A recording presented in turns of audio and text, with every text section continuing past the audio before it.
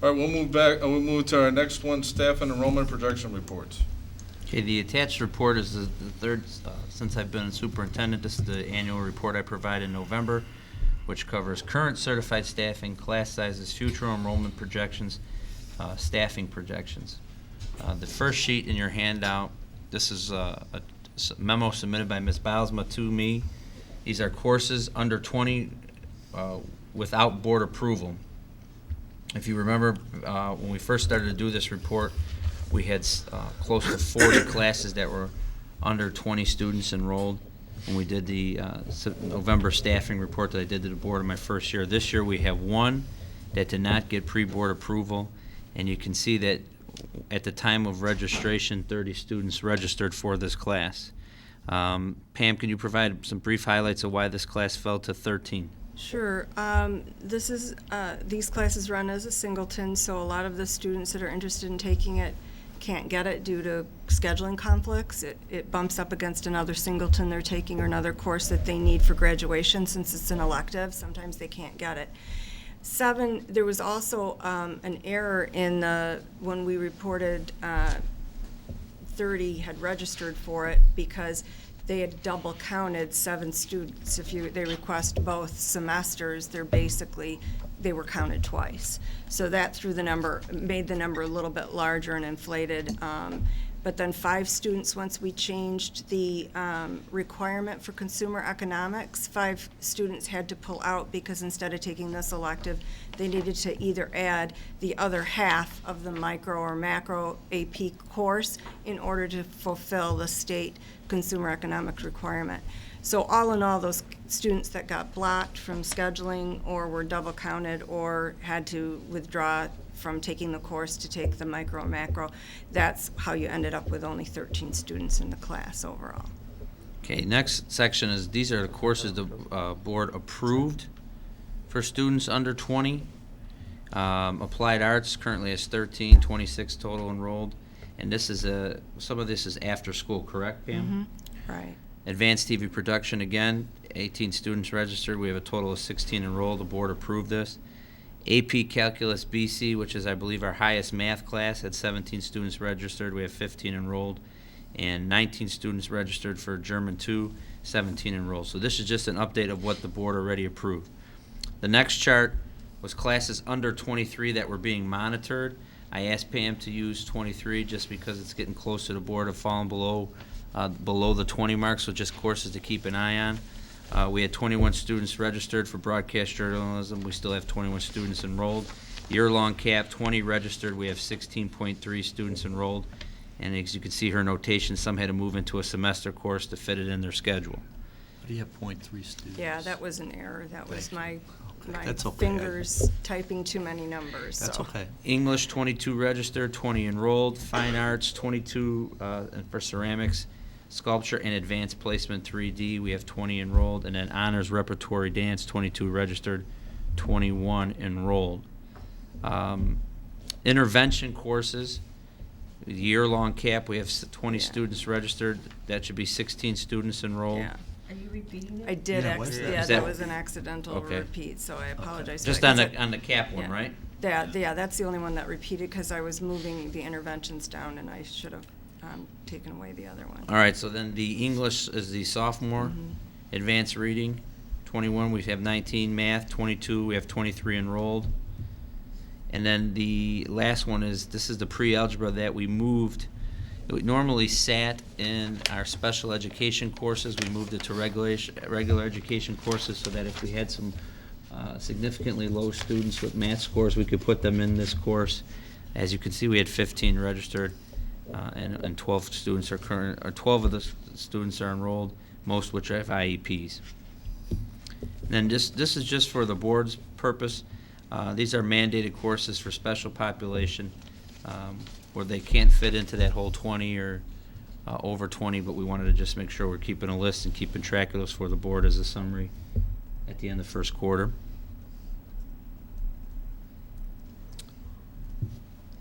The next page, this is a chart that I have. I have 2 questions. Okay. The intervention courses, we had long discussions about ACT scores, and then I'm looking here at the number of enrolled in a year-long cap, and it's pretty disappointing. Is that because students want to focus in on classes that they feel they need to have to graduate? And would this class be better served if it was at night or something? I mean, what's your assessment on? You end up having, it's again, a singleton class, and so it can bump against other things that the students need. We try to put it where the majority of kids can get access to it. But we have talked about offering something in the summer, doing some different options. We do have evening classes and Saturday classes, but they're not as intensive. It basically, it's those students that have the lowest math and lowest reading scores. So, but it's difficult for students to take a year-long class dedicated to that. So we try to get as many in as possible.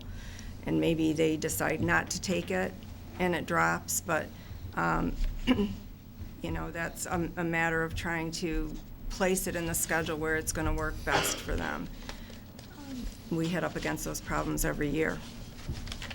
And then the other question. You know what I think will help it, though, is that we changed the senior, you know, we're changing some of the electives so that the students wouldn't be taking extra electives, like in English or something, to get ahead. Some of these students try to, you know, maybe graduate a little early. Some of them aren't really, you know, strong students, but we're looking at that. It depends how many are actually targeted for the class and asked to take it. Most of the kids, you know, want to get a class like this. I mean, the reason why I raised the question was that I think we came out of those discussions with potentially opening the door for more classes, and I'd be slowed down on my decision if I'm going to see that it's during school and the kids are rather wanting to go and get electives and get their core classes done and not take these courses if we're going to do that. That's all I'm raising. The other question I have is life skill program. It says there's 6 sections and there's 7 students. Those students are the students with significant multiple needs. So it's almost like a one-on-one for the whole day. Yes, they move through basically throughout the day together. I mean, they're having other classes out, but yeah, it's the same group of students with the same teacher. Pam, is the semester cap optional? Yes, they're both optional classes. Is that something that the board should consider possibly making a requirement, at least for a semester, that if a kid has a low enough score in math or English that they have to take at least a semester cap course as a graduation requirement? The semester cap courses are much fuller than the full year because, you know, it just depends if the student is getting credit deficient, if they need other courses and where those courses fall in the day. For instance, some of them might be in they might be English language learners and they need to have a tutorial or something else. So Right. No, I think to answer Mr. Gritchen's question though is if we're committed to college and career readiness, if we set a benchmark in regards to their Explore or their plan, that semester course is just on their schedule when they go to pick their junior classes. But- to assure. But if I hear correctly too, we had a presentation from all your department chairs and your curriculum principal who warned us against setting any more requirements against courses. We're trying to get away from setting unique requirements in our curriculum. And they said they were going to take it back and present to us some creative ways to offer these CAP classes. Right. When you talk about the requirements for courses, I thought that they were trying to limit or make sure we stay away from kids having to have certain pre-requirements to get into higher level courses. No, we're talking about, because the conversation came up with Gary, and while that should CAP be a requirement, we had like the special, you know, the fine arts or the other one, the world study or whatever that was, should this be a requirement? And many of them said, we're staying away from setting new requirements. Let's investigate options, different ways to offer this class. So I think we probably should have that group come back and present some creative ways and say, how can we have such low, and again, we talked about not only the lowest learners, but the average learner. It's not the problem with the lowest learner, but it's the BC learner that needs to bump up just a little bit higher. Right. So I think we maybe need to have your leadership group or your chairs come back with what they have been discussing. And Laura, I wasn't, It was I me that wasn't, raised it. yeah, I wasn't advocating any policy coming out of this. All I want to do is to raise the question so the board sees and highlights the fact that we had discussions for the last 2 meetings, and then we look at a course that addresses this, and it's not a well-attended course. And so when we do get the presentations on what they want to do, that's something in the back of our heads to say, how are you going to get the student in there? Yeah, no, I wasn't, Gary, I wasn't saying you were advocating for I a was policy. advocating He was. it. I think it because came up among. It did, and Miss Johnson was the one that took great Yes. deference. Here's But what's let me yeah. finish, Pam. Okay. We don't get, one thing we clearly get judged on, Mm-hmm. we just got judged in the ratings, what they change it is how well our kids do on standardized tests. Right. And because that's a lot of our performance measures, I just find it a little, it seems like we should at least think about, is that going to have a great effect on our ability to have them do better? Because that's how we're judged, whether you have a philosophical difference or agreement with that's the right way to do it. The practical reality is that is how it's done. And as a Right. board, a part of our duty is to make sure we meet our goals. And if if that can be greatly accomplished by requiring students to take a test preparation course, I think it should at least be With considered. a certain score would make sense to me. Where this is deceiving, because I just looked it up on I have the newest numbers. We actually have 48 students in that course, but they're divided up among the 3 teachers, because that's why, that number is looking lower. It's like 16 in each. They rotate between the math, the English, and science. And so they're rotating, and that's why the sections themselves are low, but the total amount of students, because that didn't seem right to me. So there actually are 48 students to 50 students in it, What's our cap year, semester for the enrollment? year long. The cap semesters are running at, we have 81 students in semester, it looks like this is semester 1, 3rd period, and we have 77 semester 2 and 3rd period, but there would be split between those different teachers. We're at approximately Where they rotate. 370 juniors, and we just cited off that 129 are getting an ACT Yeah. intervention. So we're a And li- Many more than that take the Saturday right, but classes. I'm saying we're already Yeah. over about 33%, Yeah. 1/3 that are getting it during the school day. So it's not as bad as we thought. She said 80 and 70, that's 150. She said 48 and 80. 48 and 81, so that would She be said 129, right? something So for first semester, 80 something. 81 first semester, it's got 76 second semester, That's and it's got, 150. And you got the 48, so The you're almost 48. at 200, so you're over 200. 50%. Right, so, Okay. so just to put that in clarity, this is just the year-long So actually, that's better one. than what it's reported here, Pam. So we just want to Yeah. clarify that on your report. well, the year-long is what's on here, because it's divided into each, if you went into a classroom, you're not gonna see the 48 kids, you're Right, gonna it's see, 20 yeah. or So 16. it's a little bit deceiving the way it's on here. And then there are semester classes that they're taking for this test prep or college prep. Right. This is just the year-long. Right, Right. so that's good information. Mhm. So we're on a good pace then. Mhm. The next chart is the staffing chart that we fill out, that we start in March, and then we keep track from March until now with the board, as we add sections and keep track of department averages. I know there was a question submitted of non-lab class average, lab class average, and the 40 to 1s, and how we came up with those numbers. When we do the staffing projections, we were staffing at a 30 to 1 for all traditional classrooms, so that's why we use 30 to 1. For labs, we have 27 seats available in our lab, so we use a 25 to 1, so that we have plus or minus 2. So when we're staffing our classes, we don't staff them right to 27. Then because of the schedule flexibility, sometimes you have to put a kid in a different class to make his courses work. So we use 25, so we always have 2 seats of flexibility. That's the same rule of thumb we use for the 30, is either basically 28 or 32. And then for the 40, that's mostly your PE classes. And that's pretty much a standard in a lot of schools is around 40 for your physical education classes. If you remember 2 years back when we were looking at some of the reports, we had classes with 45 and 51. So we've gotten that pretty much under control. And then there's other course averages. And Can we, you, in the future, or put a footnote of what the difference between the 30 and the 40 is, so that because it's now getting to be a regular report, and I don't, you said it's mostly PE, but it's not all PE, right? like the 40. fine arts would be the choir room, so a room that can hold larger than 30 seats, like the choir and the small theater where they practice.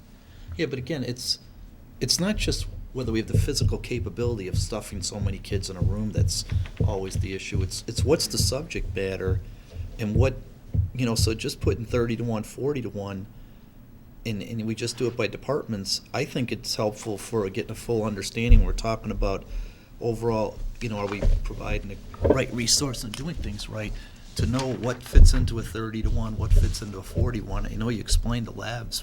It's based on how many seats are in that one physically limits how many lab seats you have in there, right? Right. But So the two content areas are flagged as fine arts and PE. Nobody else has any 40 to 1. I'm confused on what you want me to write. So the 40 to 1 is all fine arts and PE courses. That's it, yeah. It's all fine arts and PE courses. Not No, all fine art. Just the large, right, so I don't think the board needs me to, you want me to list out all the courses that have the 40 in the fine art? I don't know, whatever people want. I think the report would be, with, if somebody in the public's looking at it, how do they know what's in the 30 to 1 and 40 to 1? I don't know. I have to ask every time. Is there an appendix somewhere? It wouldn't have to be changed. Footnote. Got space for footnotes. It would be for the 40 to 1, the list would not be very long, but for the 30 to 1, it would be Well, you huge. wouldn't actually have to list 30 to 1, right? Okay, You so either- just because There's and 25 to yeah. 1, there's 40 to Right. 1, and everything else is 30 And to 1. even not right? all the science classes are in the 25 to 1, if it's a class that can, like applied zoology, that could have, they're not doing regular labs. But it could be a ceramics class, for instance, because they're limited to how many wheels and how much space they have for the building. So I think that's the only other one in fine arts. So, yeah, I could do that and give you those classes very easily because I have them on separate sheets. I could just copy those lists for you if that's helpful. I would find it helpful to know what fits into the different But categories. then- Because and- people come in, I go to open house, and if a parent or a teacher says, why are there 34 kids in my class? Or, why are there 27 kids in my class? And, I can't even go back to this and say, I don't know, and I've told you that people have asked me that, right, Pam? So or Kevin, I pass it on, but I think it's helpful if we want, again, people to understand and for the board to understand what fits into the categories. It's not difficult. I have all the information because they're all on sheets. So if you want me to have an overall list, that's not a problem. I would put just some footnotes to clarify. Mhm. I don't think we need to list each one. I would just put that the 25s are labs, so like in applied arts, obviously that's a lab, but like in English, that's your reading classes, and math, those are your intervention classes. Mhm. That's how some of those are at 25. Okay.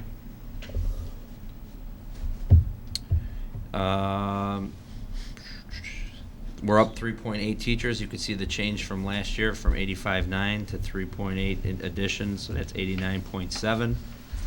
The next chart is the feeder school enrollment summary that we've been using. I just want to say that Tim did a pretty good job last year. At this time, he projected to the board 1,513 students, and when we did this report, we have 1,515. So I think Tim's scientific method is pretty good. Very good, very good. There was a question asked, why do we follow, or on his other report, it talks about 4 through 8. It's just to do our future projections. We have to monitor the enrollments of those lower grades as they roll over, and fourth graders become fifth graders, sixth graders, seventh graders, eventually eighth graders and freshmen. So I thought there was a question on that. But when we project in the freshman class, we just take a percentage of the 8th grade from the prior year, right? Right, but to do his projections all the way out to 5 years, he has to go back to the Okay. feeder school enrollment lower. Oh, okay, I got So you. while you're on the phone, you just grab the entire population. Right. Are these the feeder schools that we know come here? Yeah, these are the feeder schools that you've been tracking before Tim and I arrived, and then these are the feeder schools that we've continued to follow. So- And there's no new feeder schools? I mean, I know a handful that are Timothy, the bus cruises through town, but if it's not worth counting, it's not worth counting. That's all I'm asking. None to our knowledge. Oh, yeah, okay. We don't count Timothy Christian Elementary, no, if that's what you're, Well, the bus comes through town, picks up a whole handful, just letting you know, okay. including mine. Good. All right, we would have, so then here's what the projection from last year, 15-13. Here's where we are with actuals, 15-15. Next year, we're projecting 15-78. You see that goes up from 16 again, 10 students. Then it starts to slowly decline, 17, 18, and 19, based on our feeder school enrollment. So within the next 5 years, we still feel that we should be below 1,600 students. Okay. All right, the next page, this is a little bit of my scientific method, just a chart that we use to prepare the board on what we anticipate as we move forward throughout the rest of this year when we do the levy and eventually the budget. Can And I add something? Sorry. Tim, Yes. what was the difference between your method and the prior method? I asked you this before, but because the last projections were way off when we did this before this administration. I'm not really sure how they did the projections before. I mean, this is, kind of the method I've used to do projections over the years. Okay. is to- 'Cause I recall projections, we should be at like 1,700, 1,800. That's right. Under that, Yeah. under what they were telling us 5 years ago. Whatever method. So we're doing it the right way. I would say so. Did pretty well this year, anyway. I think that, We have to wanna give him a take Tim couple Las years. Vegas, I think you make some money on him, so. I'm just glad he didn't block 2 students, so it came in exact, you know. so on the color chart that the board has, our current enrollment is 15-15. You see there's 1493 that are actually in classes, approximately 22 students between outplacement, homeschooled, or in credit recovery with no specific other class assignments. Number of students with 5 classes, number of students with 6 classes, number of students with 7 classes. That's multiplied by an average of 30, because that's the target we use, is an average of class average of 30. Our weighted class average of looking at all of our classes based on the sections of 25-1, the sections of 40-1, the sections of 30-1 came out to be 28.5. Those are the FTEs that would count to cover them, the full-time teachers. The yellow box is what we call the required FTEs. Those are ones that you would not see in a traditional 30-1 classroom setting. Those are your 5 counselors, your 2 social workers, your 10 special ed, the 2.6 in department chair releases, the 1.0 librarian, 1.0 ESL, and 0.2 credit recovery, for a total of 90.2. And our current FTE is 89.7. So according to this, you're a little light by about a half a teacher. If you scrolled back 2 or 3 pages in Pam's chart, if you looked at like social studies, their class average is sitting at 30.22. So we probably should have given them an additional 0.2 to help bring them down, similar to math, science, and English, where they would be around 27 or 28. So that's one area right off the bat that we can show where they're a little heavy. So I think we're doing a good job, though, if we're within a half a teacher. The projections for next year. Can I ask you a question on that, Kevin? Sure. But it's also very dependent on how closely you're watching the classes, like under 20 or within the 3 categories, or over 30 or 40 too, right? I mean, all the pieces fit together where you're, Right, because you're not technically going to they- ever probably hit, No, 90.2. because there could be a class that's supposed to be 30-1 that's sitting at 16 that we could Yeah. have collapsed and put those kids somewhere else and put up that teacher in the. So, I mean, when you have all these different sets of data you have to analyze, there's got to be some margin of error with whether it's a percentage or 1 or 2 FTEs on either side that you're probably always going to Right. find. I mean, That's it's like correct. it's like making a budget. You're never going to hit it exactly, right? That is correct. Okay, so this actually is probably quite good to be within that half We're a person range. we're very happy. Okay. Well, and if you even look at, you have 22 students who are outplaced. When you were making this based on the total number of students You at count 20, the total. Right. there's your at 1 FTE, so. Roughly. But, Roughly. so what I did last for the next two projections, I counted, I subtracted 1.5%, or approximately, that's what historical has showed. So even though Tim's counting on 1578, we're probably looking more at like 1555 actually taking classes. So if we use the weighted average number of seats, and this is a good thing about having Kristen on staff, she's a math person, so when I was using 30 for that number, you know, we did a weighted average so that we took the few classes that we run at 40-1, and then we also balanced that with the number of sections we run at 25-1, so it's the weighted average number of seats, which is about 29.5. We use the same number for required FTE. Next year, we're looking at about an addition of 1.4 FTEs. If you look at the required FTE box on the left, the difference between 13-14 and 14-15, special ed's in blue because we won't know until probably after the first of the year when Ms. Branken is working with the special ed department chairs over in the feeder districts of what our incoming special ed population will be, if we need to increase FTEs or if we can stay consistent. We're still bargaining the contract, so we don't know about department chair release periods. Will that be 2.6? And the other one is credit recovery as we continue to work towards the district goals. And we see on where we're at with kids failing courses at the semester and moving into the end of the second semester, we might need to add to that. So that's the minimal projection is that we add about 1.4. If you look at the box below that, we talked a little bit about, as a board, the importance, and the administrations talked about the research and the presentations. We talked about the foundation year, the freshman year. If this is something that the board wanted to consider projecting all the math, science, and social science classes at 25-1 for freshmen to ensure they're manageable class sizes or slightly lower class sizes than a traditional class size, it's only an increase of an additional 1.2. right, for a total of 2.6 all day. And that's something I'm planting a seed now with the board that I think at the minimum of an increase of 2.6 teachers, we think about trying to really focus on that freshman year and those core classes to start building the foundation back up as we work on towards our goals. Okay, any questions? Kevin, great analysis on this. Really detailed, which helped out. Any other questions for Kevin?